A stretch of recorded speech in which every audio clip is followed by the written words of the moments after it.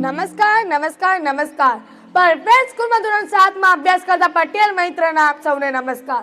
कैसे कहूँ मैं ये दुख भरा संदेश, कैसे कहूँ मैं ये दुख भरा संदेश, कहने में आती है शर्म मुझे कि व्यसन मुक्त है अपना भारत देश। आप पंक्ति परથી તમને આજનો મારો વિષય તો ખબર પડી જ ગઈ હશે। હા, આજનો મારો વિષય છે વ્યસન મુક્ત સમાજ। આજકાલના યુવાનો વ્યસન તરફ ઝૂકી રહ્યા છે। આવા યુવાનોને કારણે આપણા ભારત દેશનું ભવિષ્ય બગડી રહ્યું છે। આજકાલની સ્ત્રીઓ પણ વ્યસન કરતી જોવા મળે છે। સ્ત્રીઓ તો દેવી ગણવામાં આવે છે, દેવી ગણવામાં આવે છે ને દેવી જ છે। અને જો દેવીના હાથમાં વ્યસન આવી જાય તો તે દેવીમાં નહીં દાનવમાં ગણાઈ જાય છે। આપણે જોયું છે કે વ્યસન આપણા સ્વાસ્થ્ય માટે હાનિકારક છે તો પણ લોકો તેનો ઉપયોગ કરે છે। આપણા ભારત દેશમાં વ્યસન એ સતી ગતિ સાબરમતી નદીની જેમ વહેતો જ ગયો છે। જો આપણે આ વ્યસન રૂપી નદીને નહીં અટકાવીએ ને તો આપણો ભારત દેશ ક્યારે પણ વ્યસન મુક્ત કહેવા લાયક નહીં બને। વ્યસન રૂપી દરેક પડીકીઓ ઉપર લખેલું જ હોય છે કે તે આપણા સ્વાસ્થ્ય માટે હાનિકારક છે તો પણ લોકો તેનો ઉપયોગ કરે છે। કેટલીક જાહેર જગ્યાઓ ઉપર પણ લખેલું હોય છે કે નો સ્મોકિંગ, નો ડ્રિંકિંગ, વ્યસન કરવાની મનાઈ છે તો પણ લોકો ત્યાં કામ વ્યસન કરે છે। જાહેરાતો ઉપર પાનની પિચકારીઓ નાખે છે। શું આ યોગ્ય છે? હું તમને એક વાત કહીશ। આપણે છે ને આપણા વ્યસનકારક મિત્રો અને વ્યસનકારક પરિવારોથી દૂર જ રહેવું, કારણ કે તેઓ આપણને લાલચ આપી શકે છે કે તું એકવાર વ્યસન કર, તારું શરીર એકદમ ટેન્શન ફ્રી થઈ જશે, પરંતુ આપણે તે લાલચમાં જવાનું જ નથી।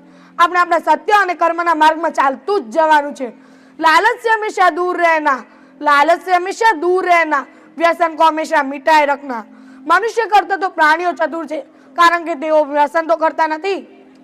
મનુષ્ય અને પ્રાણીઓ વિશે એક કહેવત છે, ઊંટ મૂકે આંકડો અને બકરી મૂકે કાંકરો, ઊંટ મૂકે આંકડો અને બકરી મૂકે કાંકરો, પણ લાલચી મનુષ્ય તો કશું જ મૂકતો નથી, ઝેર પણ પીવે છે।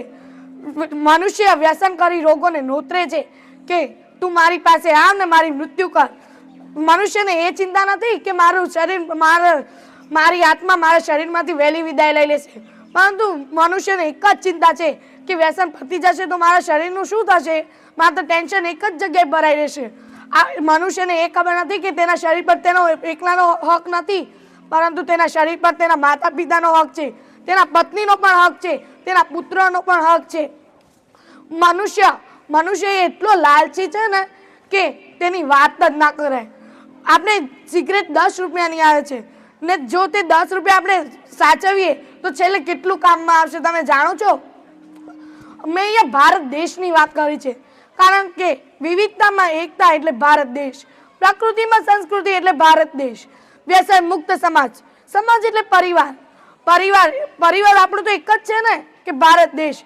હું અંતે એટલું જ કહીશ કે छोड़ो नशा शराब, न करो जिंदगी खराब, छोड़ो नशा और शराब, न करो जिंदगी खराब, कुछ पल की मजा सारी उम्र भर की सजा।